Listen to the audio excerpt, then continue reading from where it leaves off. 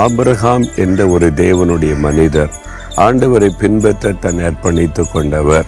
அவரை பார்த்தது ஆண்டவர் சொல்றாரு, நீ பயப்படாதே அப்படின்னா, அவருக்குடைய பயம் கொடுக்கிற ஒரு சூழ்நிலை, ஒரு பயம் அவருடைய உள்ளத்துல வந்ததுனால தான் ஆண்டவர் சொல்றார், நீ பயப்படாதேன்னு சொல்லி.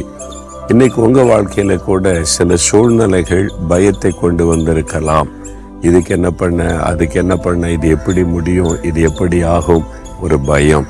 இப்ப ஆண்டவர் சொல்றாரு, நீ பயப்படாதே மகனே, பயப்படாதே மகளே. ஏன் பயப்படக்கூடாதுன்னு சொன்ன, நான் இருக்கிறேன், உனக்கு கேடகமா இருக்கிறேன். கர்த்தர் மேல வைக்கிற விசுவாசம், கர்த்தரே நமக்கு கேடயம்.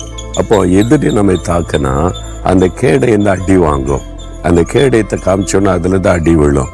ஆண்டவர் சொல்றாரு, உனக்கு பதிலாக நான் அடி வாங்கி கொள்றேன், உனக்கு பதிலாக நான் எல்லாத்தையும் தாங்கி கொள்ளுகிறேன், நான் உனக்கு கேடகமா இருக்கிறேன், நீ பயப்படாத.